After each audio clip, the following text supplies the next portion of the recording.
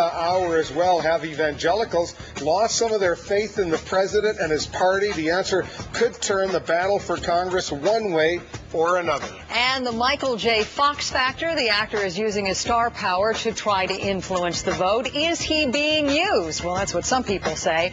And tonight the actor goes one-on-one with Anderson Cooper.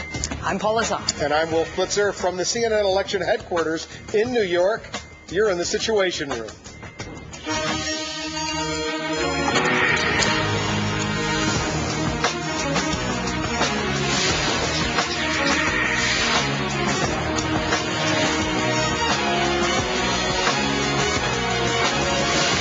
And this just coming into CNN tonight, a new prediction of the Democrats' dream, the Republicans' nightmare, a prediction that it could in fact come true, a potential power shift in the United States Senate and the House of Representatives. Let's bring in our senior analyst, Jeff Greenfield. He's joining us with the bottom line. First of all, tell our viewers what we are now hearing.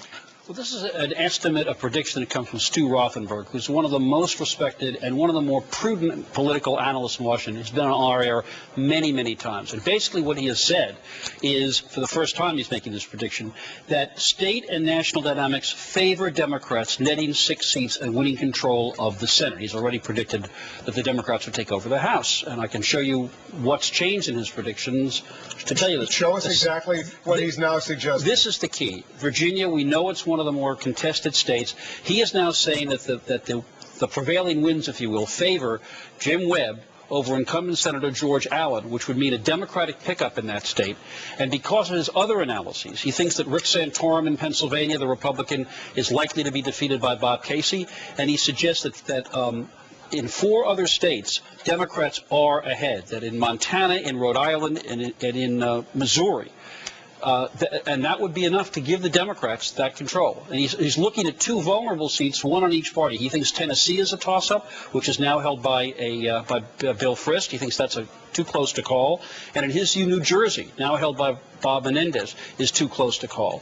But if you fill in Virginia and Pennsylvania. And Ohio. And then add to it, thank you, and then add to it Montana, there we go, and Rhode Island. And what else am I missing? And Missouri.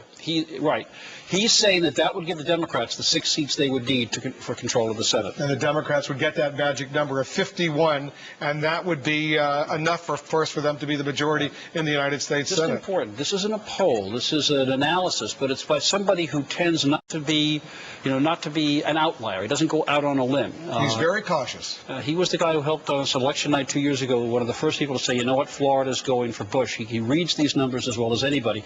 And as you know, Wolf, in a world where there are 25 polls a day, where the political arena is kind of now in that state of pre-election frenzy, this judgment by one of the more respected people in the field is going to be the talk of the political world, I think, tomorrow morning. And he's also, as you accurately point out, he's predicting the House of Representatives will go Democrat, but by an even bigger margin than he predicted before. This is the so-called wave. Instead of guessing or estimating 18 to 28 seats, he's now thinking 34 to 40. So that would be a big night. A huge night for the Democrats. We're going to continue to watch it, but Stuart Rothenberg